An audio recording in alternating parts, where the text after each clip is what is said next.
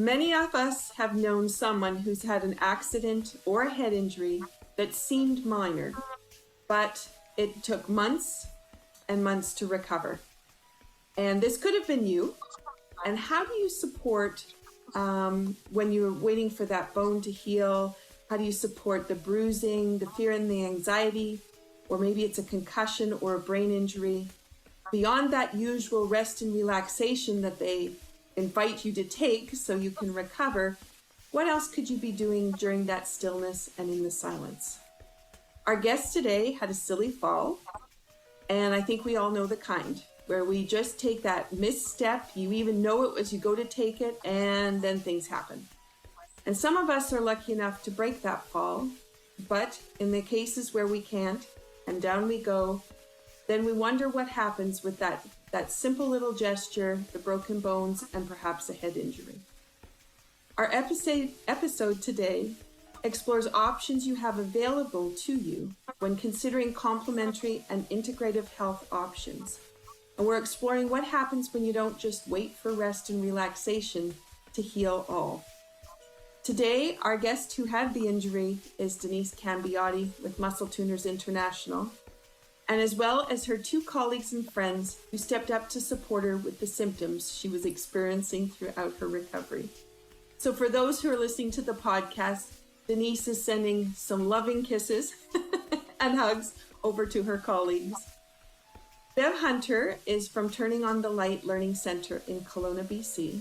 She has extensive experience in neuroreflex integration and brain gym, and I know her as the whiz on balance boards for helping to support the body through reflexes that we use to move in patterned ways. Her work has taken her around the globe to assist others as well as those within her own family. And Alexis Costello is founder of GEMS College of Energy Medicine from Costa Rica, originally from Kelowna, and is the creator of GEMS courses, A Touch for Health, and a SIPS instructor. SIPS is for Stress Indicator Point System. She travels the globe as well, offering training in these techniques, and has helped to spread the word about how we use Touch for Health in SIPS. So I'm going to bring these wonderful people into the conversation now and get the details going. So hello, everyone, and thank you so much for joining me. Hello, Michelle. Good morning. So this is a special treat to have four of us in a conversation. Usually, it's just two of us exchanging. And we have so much experience and education sitting in this small circle. But what I'd like to do to get started is, Denise, would you like to share what tea you've chosen to bring into the conversation today? I have green tea with cherry blossoms, and I absolutely love it, even when it's not springtime. Beautiful, beautiful. And Bev, what have you got today? I'm afraid I'm a water drinker first thing in the morning. So I've got my water in my special teacup, and it's just how I have to get going. So That's awesome.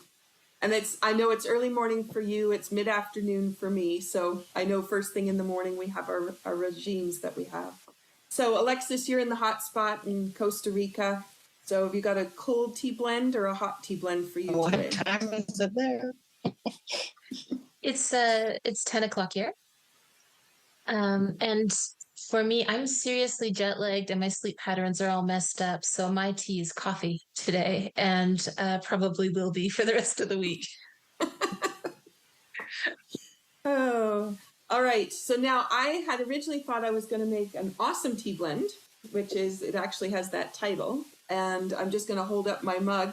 I'm going to be winking at you ladies with my mug. But I have a special blend I'm just working on, which is going to be for dream building. And this is in honor of a special anniversary that's coming up for my parents. And so that's what I put in my mug today. And then I started to think about dream building. And really what we're going to have a conversation about is how our techniques allow for that dream building to happen, if it's in the recovery phase after injury, or if it's us moving forward into the things we want to be doing. Anyway, thank you for being here. Denise, do you want to start with telling us a little bit about what happened when you had your fall? Well, thanks for introducing it as a silly little misstep, because it was a big, silly misstep. My doctor, when I did finally follow up the family doctor, he says, "How did it happen?" I says, "You don't want to know. It was, pretty stupid." And he said, "Every accident is stupid. Worry." So it was good to be acknowledged. An accident is an accident. Now, what happened is I really went ass over tea kettle, and I fell at least 5 feet. And I didn't think I hit my head, but I knew I landed squarely on my shoulder blade. And the rest of me went flump. And I knew immediately things weren't going right. And it was the most amazing thing. I must have blacked out for a few seconds because all of a sudden I became aware that I could not breathe. And I mean, I've had my breath knocked out of me before. I'm going, I can't breathe. And it was amazing. And I want to share this one tip right off the whole start. And since then, I've started seeing doctors on the TV shows. They rub the sternum or the breastbone up and down, up and down, up and down. And we use it as a reflex point for the diaphragm. And somewhere in my knowingness, my good arm that wasn't messed up flew over and was rubbing that sternum, and I breathed. So the real emergency was over. And then I went, uh-oh. So I was found, emergency came and took me off to hospital, and x-rays revealed way worse than I expected. They told me I had a little brain bleed. Don't worry, it will probably get better. And I'm going, oh, okay, because they've got me stoned out on pain medications at this point, because I've basically fractured almost every bone in the left side of my chest in multiple places. Like some ribs, they just went, you don't want to know, but I later found out at least 3 places in most of my ribs. So it was not too comfortable. Things like punctured lungs, bruised hearts, things like that. And I got to give a shout out to the people working on the wards, because the people in my ward were so diverse. They're not your average patient anymore. And those nurses are rock stars at dealing with dementia, at dealing with opioid withdrawal, at dealing with really pissed off people because something didn't go right for them. Amazing. So I'm in all that. And when they said, "Do you think you're good enough to go home?" I says, "What do I need to do?" And they says, "You just got to be able to sit up in bed from it being flat." And I went, okay, abs engage.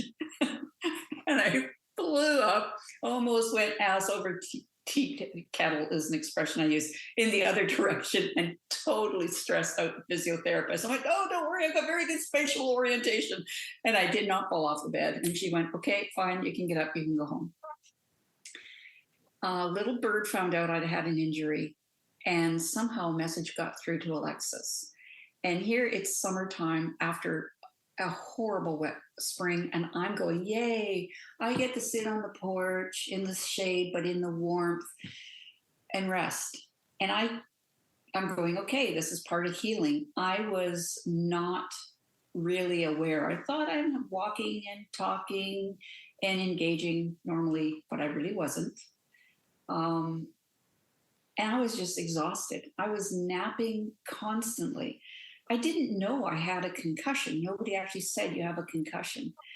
And this little bird gets a hold of Alexis down in Costa Rica, who says, can I fit you in? And Alexis, God bless you, really, and every angel and every positive energy source on the planet, whatever you want to call them, thank goodness you learned the SIP system, became a champion for the SIP system, because I've taken all the levels except one little extra workshop that was put on during the pandemic time. And I had no awareness that, there's shock and trauma points. And so you helped clear shock and trauma from my system by doing a distance session. You helped reboot whole bunches of things. I remember you going, "Oh, that's interesting. Do you have hiatal hernia?" And I'm going, "Oh, yeah, I'm not very comfortable there." You did something, and that was remarkable because a lot of discomfort went away and my digestive system came back. And part of the digestive system, of course, when your nervous system is stressed, your digestion system is off. And then when that's off, you're off. So that little intervention that you offered me was absolutely brilliant, because I was not in a place to know what I needed or didn't need. I really didn't know. 3 weeks after, I follow up with my family doctor, and he goes, "Well, yeah, no wonder you've had a concussion." And I'm going, "Oh, that's why I'm not focusing for more than 5 minutes at a time. I just thought I'm healing."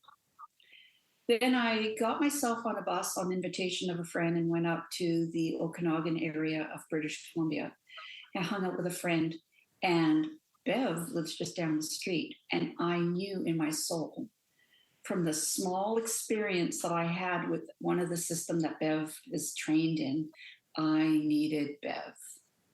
And Bev did something that was the weirdest thing to experience. She said, "Can you push against my hand?" And she just gently pushed, and I could push my head.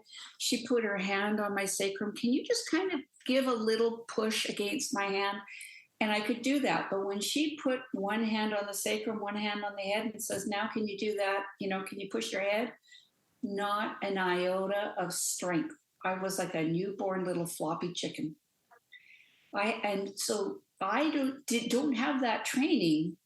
So I was so astounded. And in half an hour, Bev, you helped reset a major postural reflex for me. And the next day when I went walking on the beach, I could stride. And so I couldn't put up with the idea of carrying my arm around for, 4 to 6 months. So I'm just happy that I had the skill to tune up some muscles when I had enough attention to do a few every day. And when they started firing, other muscles started firing. Then I started settling down the pain patterns when one was trying to work too hard. So the work that we do, Michelle, is brilliant. And so thank you for the opportunity to give a spotlight to all the different wonderful modalities that members of the Canadian Association of BioEnergetics perform for their clients. Thank you, Denise. Now, my internet is fading in and out, so I'm not sure that I was able to record parts of it unless someone else was playing the host. So hopefully we've got all the pieces. But it's really interesting to hear how the story goes, because even though you're trained and you're very well trained, you've been in this field for a long time, even though you had that expertise, you still didn't have the wherewithal to really dive into how can I fix myself, which is the whole point. Is we can do that on a daily basis. We can create proactive care. But when it comes down to crisis care, we do really need other people to be there to support us and to be that mind for us, and to step into that. So taking the story from where it is, let's move to Alexis, and let's have you describe a little bit, because Denise started to explain about distance healing. So anybody who's listening to the podcast who's never heard of that before, that becomes a far-fetched idea. How can you help someone in Vancouver when you're down in Costa Rica? So I look forward to what you can share about your experience helping out. Okay.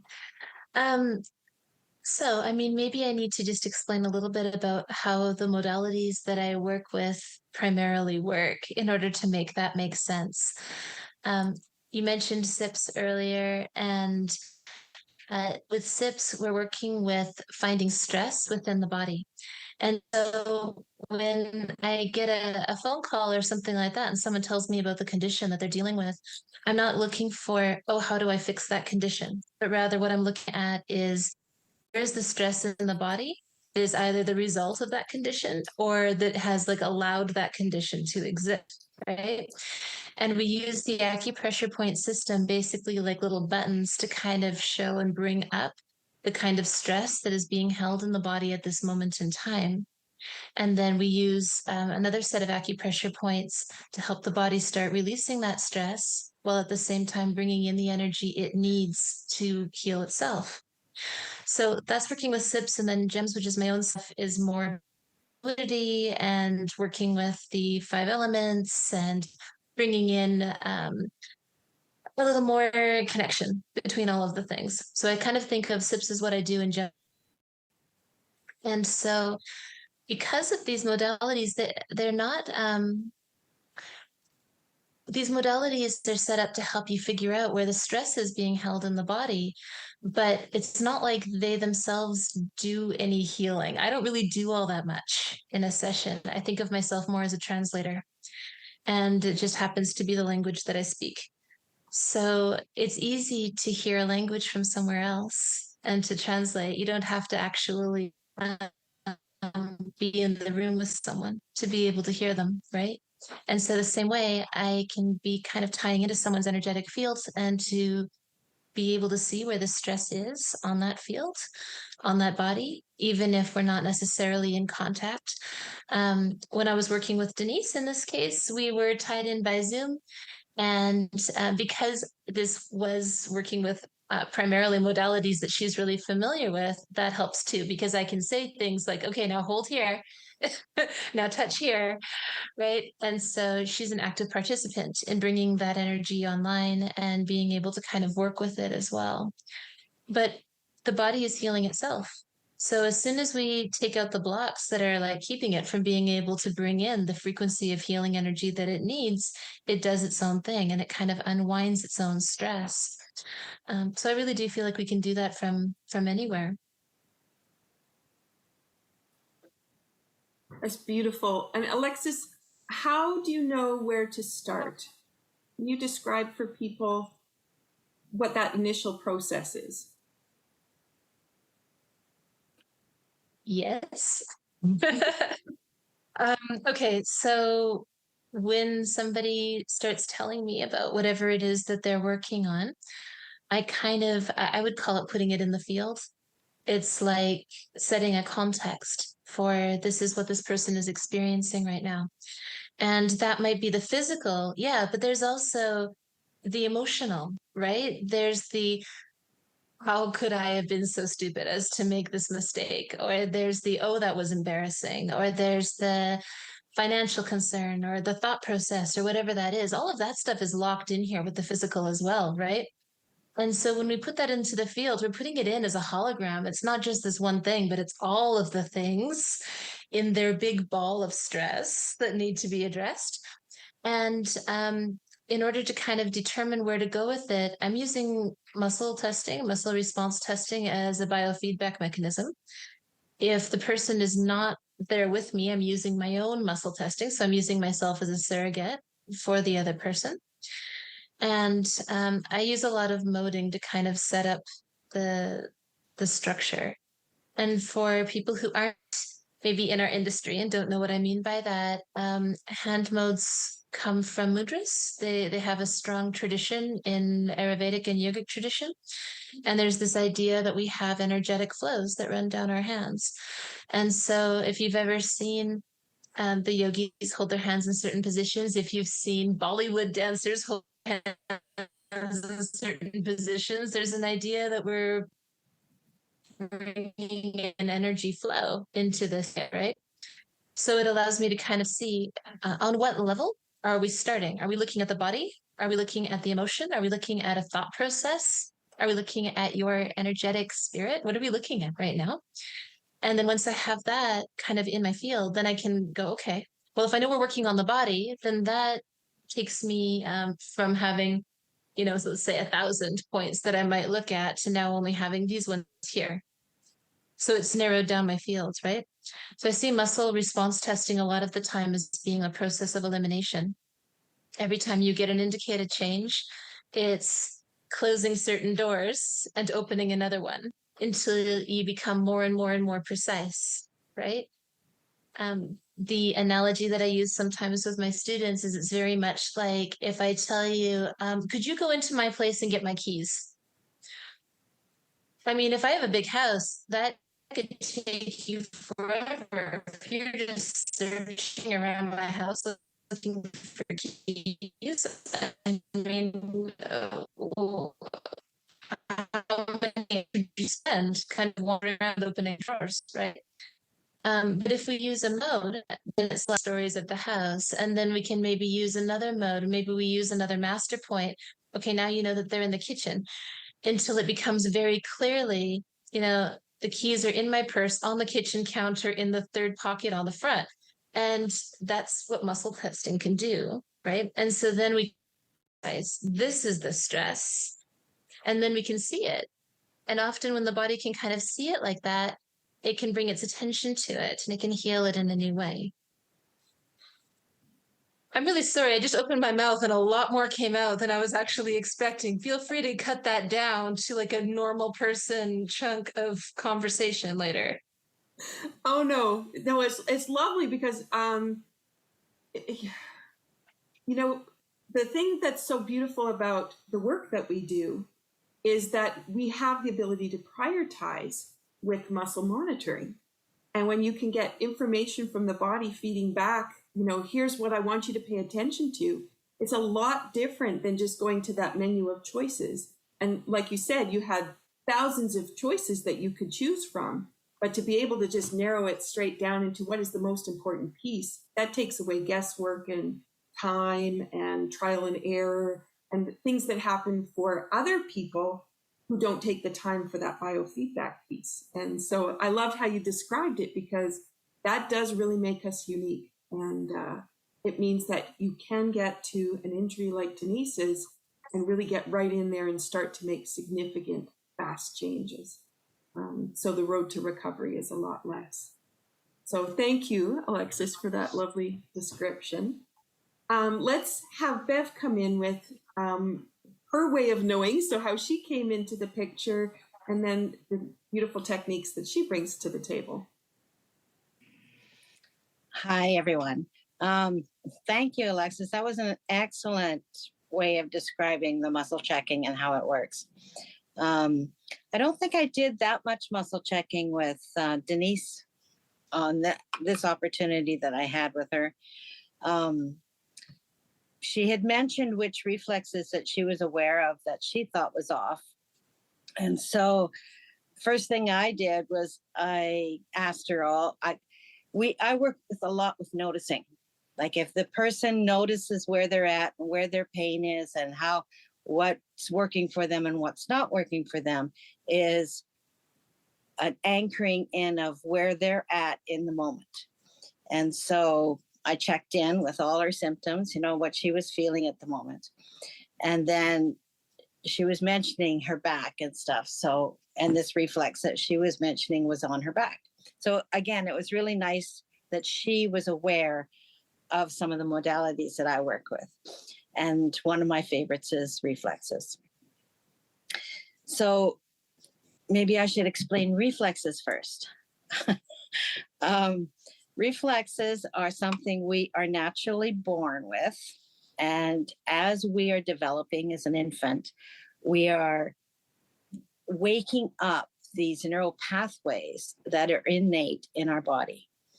We learn how to crawl and walk and roll over and all those things. Well, those special movements that we do when we play and when we explore our bodies are anchoring in the neural pathways between our body and our brain. Most of these reflexes are held and stored in the back brain, in the cerebellum part back here. And so they're there for our survival. So when Denise fell, all these reflexes to help save her and protect her kicked in. And when we're in car accidents or when we fall off a bike, there are certain reflexes that kick in to save you from getting hurt. And there's very specific ones that save you from your head getting hit and that's why we break our arms when we fall first with this one reflex that comes straight out.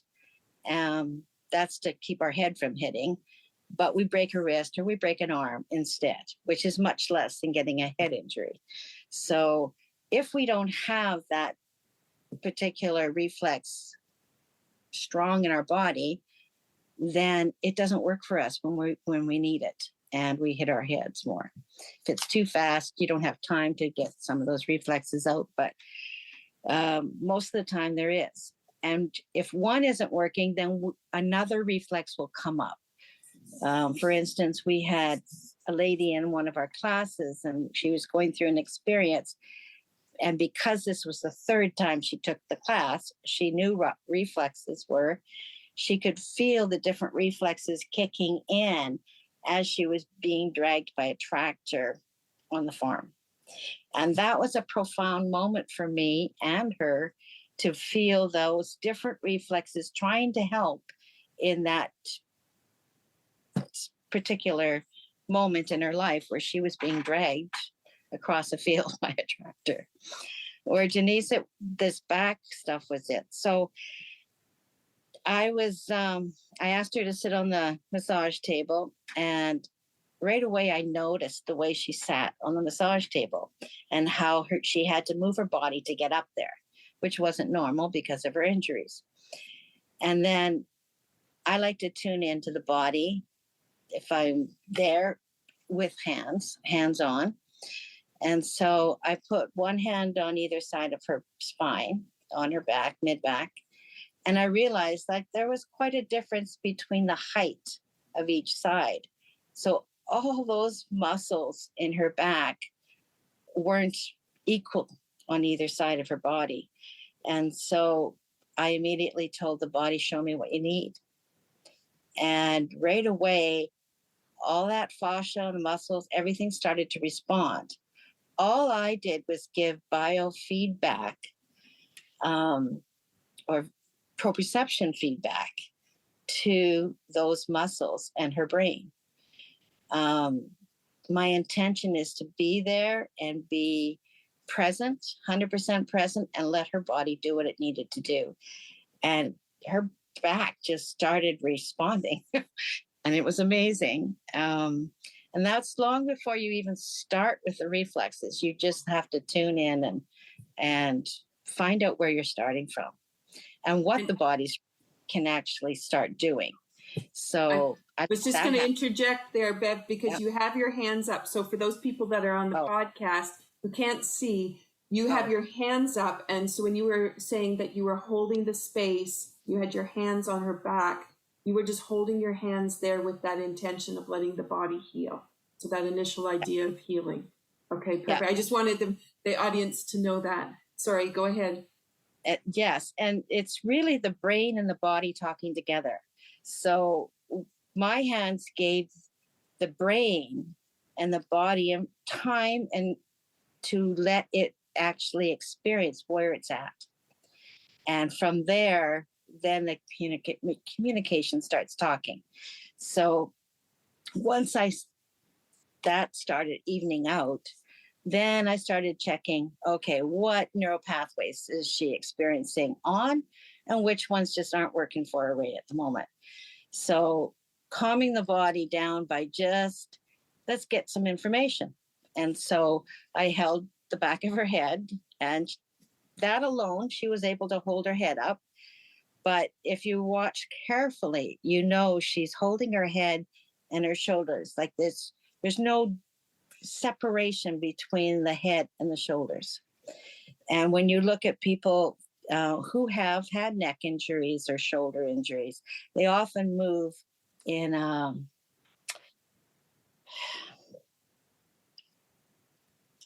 there's no separation between head and shoulders. Like they just move in one big unit. And you know that there's been injuries there. There's a lack of communication between the head and the neck's just not working in the same way it should be. So there's reflexes. There's probably a dozen reflexes alone just with that connection. And I love working with that, finding out which ones are on, which ones are available to the body and the brain, and which ones aren't. And once you find out which ones are on and off, just with a very light touch, it's only 2% pressure. It's because you don't want to re-injure anything or re-traumatize anything. You just want to find out what's working. And once you get all those connections, then they can get stronger and stronger. And it's a matter of the way a baby does it. They repeat and repeat until that neural pathway is strong.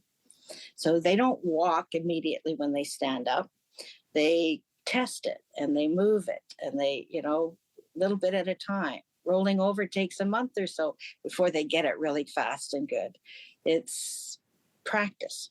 So we went through a number of different reflexes that I was aware of to be able to stand up and make that connection between the tailbone and the head. And that tailbone is our center, and the neck is, and the head is one end of that spine. So the trunk extension, Perez, all those reflexes help that connection, and others are moved or created from that. So we checked side to side reflexes, the fight flight ones, and we checked the top bottom, and then the back and front, because pressing against the back of the head is one thing with the spine, but you also have to hold all those neck muscles in the front as well. And some were on, some were off, the angled ones. And by the time we were finished, she had them all back on. So she had those connections.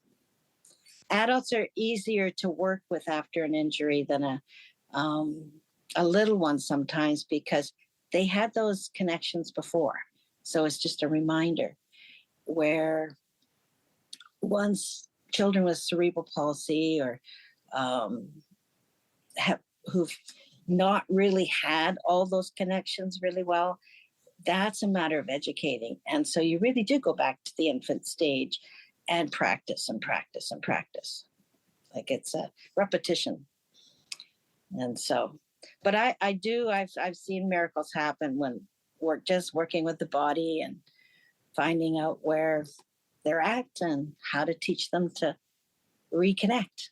So that's beautiful. Thank you, Bev. And one of the areas that I've spent a fair bit of time here as I'm just finishing off my dissertation is around awareness and how do we know.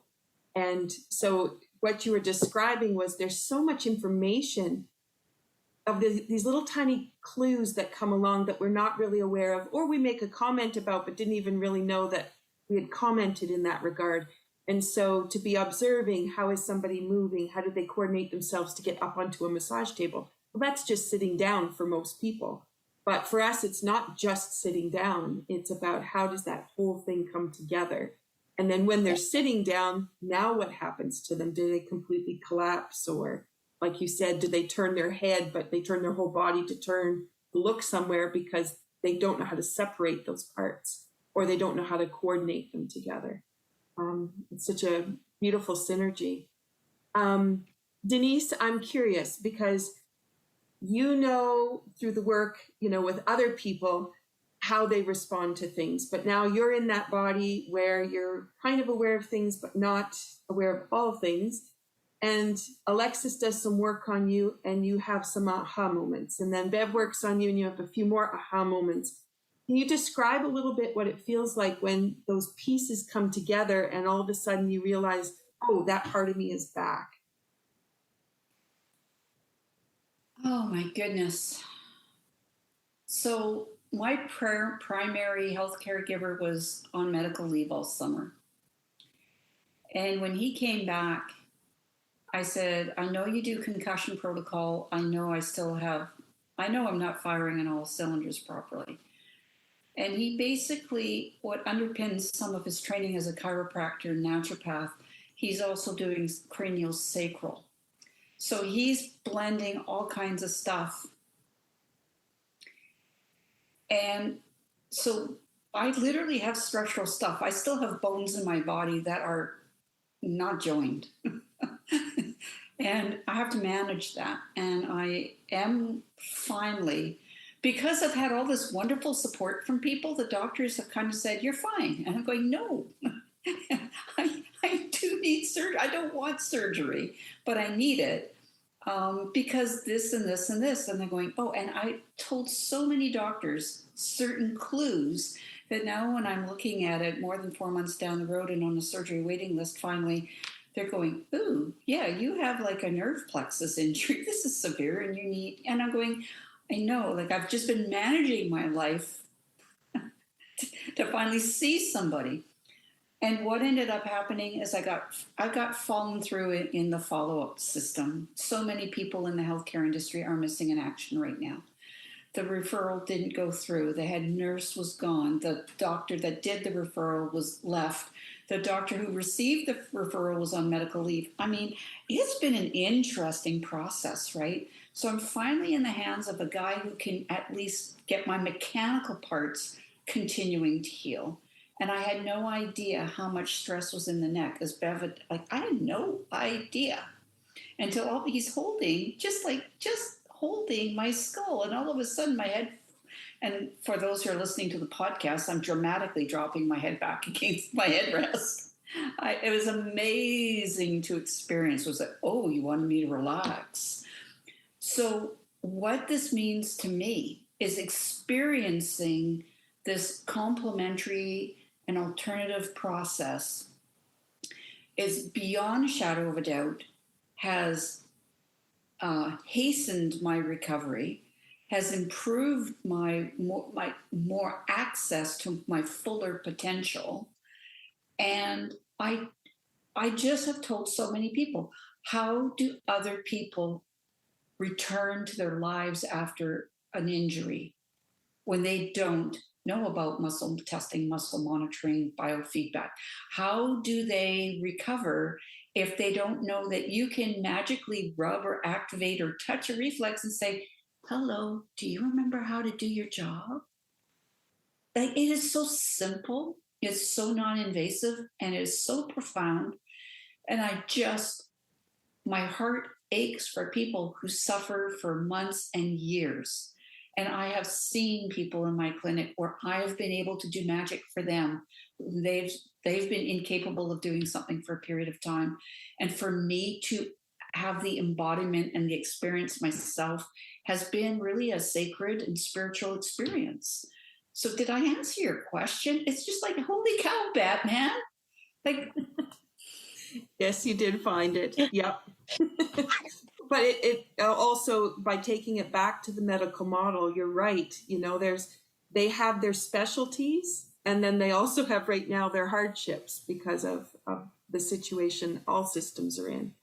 And then we have this piece, which is our own responsibility to our self-care, to at least know when our body is giving us cues, or to be able to understand how you should be feeling and how you might want to feel, and then being able to know the right directions to go to find who can support you with that. And I know that's a big quest for a lot of people. If they've never thought about it, they've just been going along with their life. Everything is great until it's not. And then they're like, now what do I do? And yes, it can be crisis, but on the other side too, it can be discovery.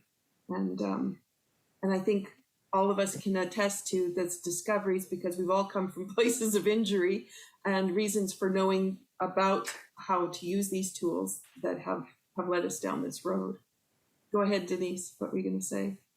Oh, I just had to wiggle in my chair, as I do all the time. As anybody who's ever been in a workshop with me, I cannot learn by sitting still. And I'm not ADHD, but I need to move the process. So thanks for noticing that. And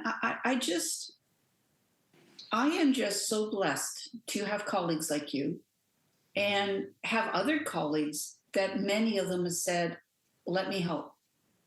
And to trust and allow people into my life. It's not easy.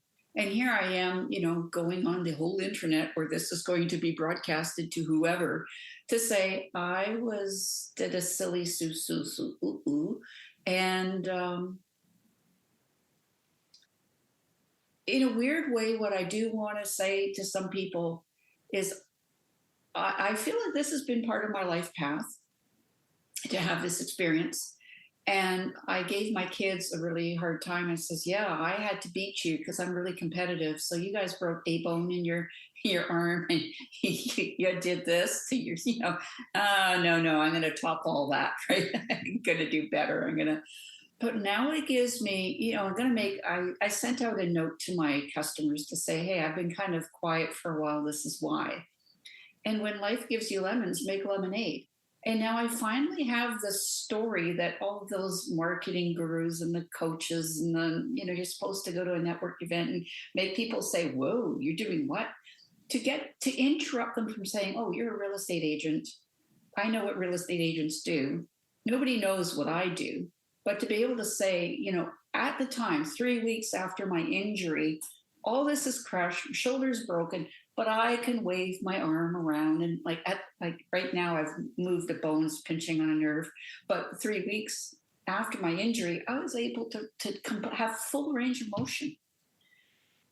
And the therapists I'm talking to are going, no. I've talked to other people who've had chest ribs broken up and they're going, no. And they're going, yes, because this is the value of energy work. And asking your body, what can I do to support you today? Is it go take a nap? Is it to eat better food? Is it to have movement in my day? Is it about tuning up a muscle, resetting a neurological reset? Is about phoning a friend and just having a conversation to lighten my heart. So listen to your bodies, listen to your intuition. And if anything I'm really learning you have to advocate for yourself.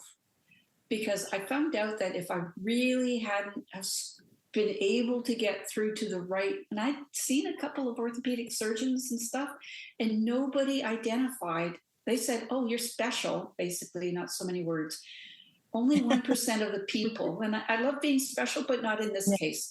Only 1% of this kind of injury has this issue to it that you haven't, it's not that anybody screwed up and was like, well, yeah, kind of, because if I didn't get in the surgical queue and then I'm now kind of in a rush queue, letting this go too long would impact my life forever.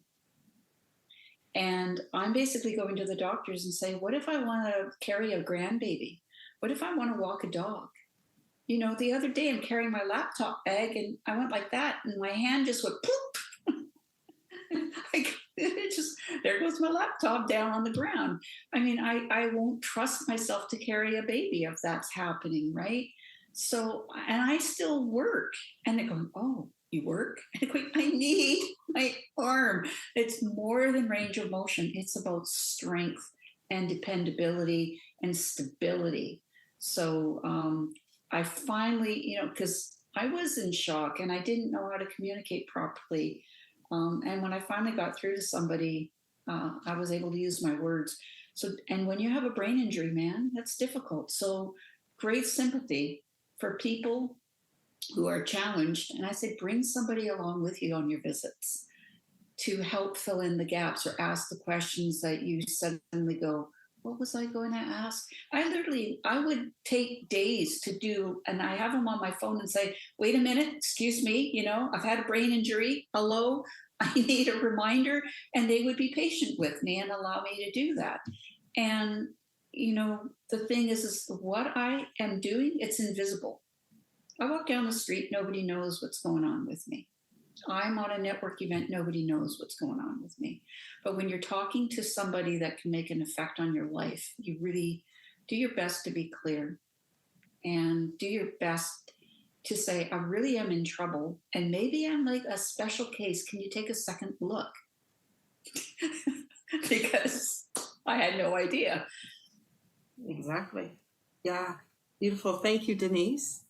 As we bring this all to a close and we put some context onto what could be happening for other people and what they might want to know, Alexis, maybe do you want to just say a little bit about the kinds of people that you often see and the kinds of support that your work has been able to provide?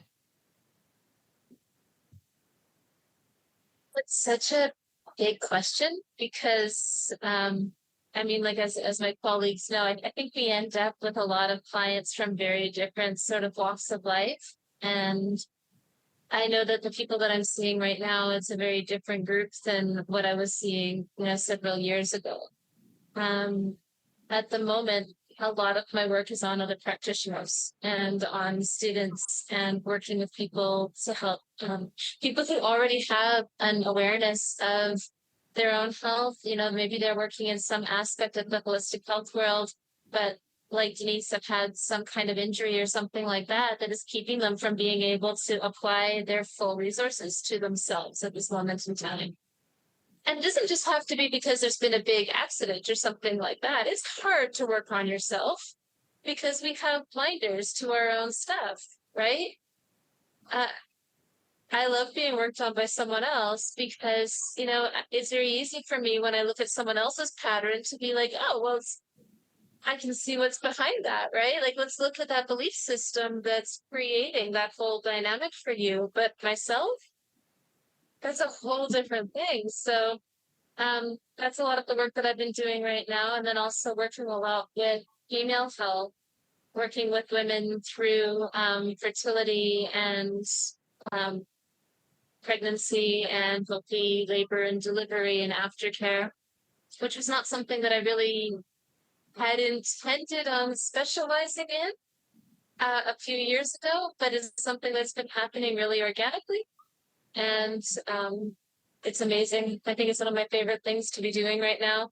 I'm writing courses about that at the moment. So it's really exciting because I enjoy unraveling the mystery of that because we understand what happens when a baby is in gestation. We understand a lot of the physicality that's happening in that, like the differentiation of cells and the building of tissues and even the forming of primitive reflexes. But there's not as much information out there about the energetic structure and how the meridians are developed, how the chakras are developed, the epigenetic stress, lineage stress that comes through, how that determines the genetic structure of the baby. I mean, these are huge things. So that's a lot of what I've been focusing on in the last little while. And yeah, so that's exciting at the moment. But I really do believe that muscle testing, muscle monitoring, biofeedback, working with these modalities, there's no one that this can't help, right? It's really about finding the modality and the practitioner that speak to you. And then once you make that connection, all things are possible. I was laughing a little bit when I was listening to Denise because every once in a while, somebody in my family or myself, they get sick or injured or something like that. And I'll say out loud to my husband, like, how do people who don't know how to do this stuff cope? And he goes, honey, they take drugs. They take lots and lots of drugs. He's like, somebody who had the things happen to them that have happened to you or have had these situations would be on several medications. That's what happens, right? And yeah, there are absolutely times when we need those medications, and they are lifesavers when they're needed, but they're not the only thing that are needed. And we can sure make a difference to how many and how long and what types and everything like that when we have the energetic resources behind us as well. So Thank you. People will say, I don't really know what you do because you do so many things. And it's, I stop and it's like, I can't even sometimes describe what I do because I do so many things, but I do that because these tools fall into so many places. So it's not just that like you said, you're focused on these people at this moment, but then it shifts, times change, through the pandemic, it was mental health and stress and anxiety of being at home. So the needs for us had changed. And so we just respond with the tools that we have. And so, yeah, there's sometimes hands in several different pockets, but it just goes to show you how many places you can really, truly make a difference with the same tools, which is interesting. Okay, so Bev, what would you like to add to the conversation at this point?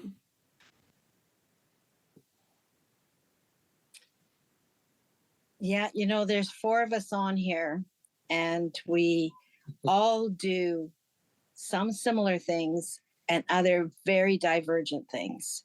And yet it's all within this one field. I'm in awe of what all of you guys and what you do.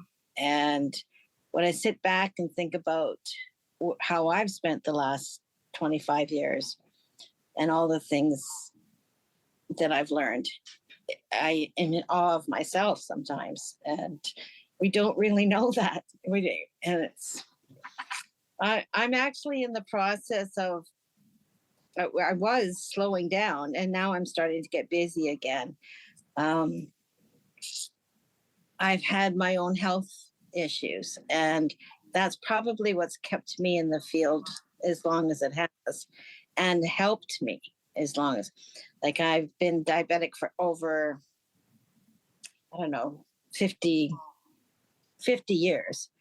And the only medication I'm on is insulin. I've been through many different things, and medication other medications, heart medications, all those kind of things don't work for me. I have to do it physically. I have to form something. I've formed an awareness in myself that I am directed to the people I need to help me. And I thank God there's people like you guys out there that can actually help each other. So I understand how Alexa's doing a lot of work on our colleagues because they get it. Like, we know how well it works and how life-saving it is. So it was a pleasure helping Denise when she was in town. And my clients right now, I have small children, school-age children who aren't dealing with school. And then I have 50, 60-year-olds who are just getting old and wanting their bodies back. When it comes to reflexes, that's part of what we lose, is those neural pathways throughout our bodies. So waking them up is easy on elderly people, especially those that have not been too injured. They're just growing old because of circulation and different things. So I got myself a device, a PEMF device, and I use it to get circulation started. And then I start working with the body. And I just love it. It's like, okay, let's talk. And there's nothing like talking with the body. We are amazing, incredible creatures. So it's my joy, actually, to just get my hands on a body and start working with the energy flow and everything through it.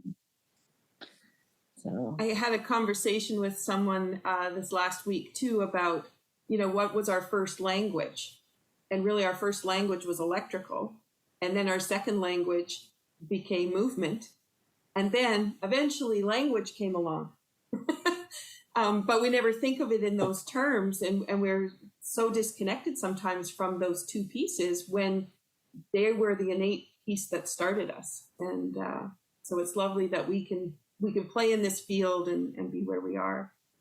So thank you so much. Go ahead, Bev. Oh, I was just thinking, when you said that, it reminds me of a child and a parent, when they first start communicating, or a sibling. It's just a look or a movement or whatever that mother or father gets that message and they respond immediately, where they don't wait till they're 3 years old and can talk. They're listening right from the day that child is born. Yeah. Exactly. Beautiful. So for those people that are at the end of the podcast or watching this on YouTube, we have such diverse backgrounds, as Bev has commented on. I just want, if you just give me one way that we'll just talk about how we can find you out in the internet somewhere. And then the rest will actually be in the description for the podcast or on the YouTube channel. But I just want people to know that we're accessible and we have the ability to find you people in your area as well. Bev, how can they find you? Best way to find me is my name, Beverly Hunter. I don't have a website at the moment up. I'm changing names in my business. So I was Turning on the Light Learning Center for 25 years, and now I'm going into Rare Wonders. So best thing is find me on Facebook under Beverly Hunter or Turning on the Light Facebook page. Beautiful. Or my phone number, 250-864-6203. Thank you, Bev. Alexis, You're how welcome. can we find you? You could check my website. So my personal site is alexiscostello.com, or you could check me through my school's website. It's the GEMS College of Energy Medicine or gemskinesiologycollege.com.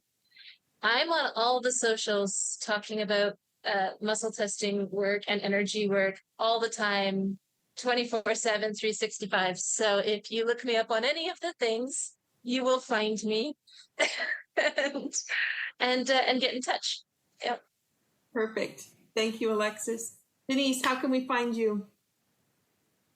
Well, anybody that wants to learn how to do muscle testing online conveniently and get tons of support, reach out to muscletuners.fit. And my name that you'll see displayed if you're watching the video, Denise at muscletuners.fit, will find me. Beautiful. Thank you so much, everyone. This is Be Well with Michelle Greenwell. This has been Season 2, Episode 4. And as you consider your road to well-being, consider how you can move more in your day, how you can bring activities that can support you to be energized and feeling full of life. And as you've listened to some of the things we've talked about today, we hope you might go find a piece of music, walk out in nature, dance in the kitchen, any way that you find that can bring you some joy. Thank you so much, everyone. Thank you, Michelle.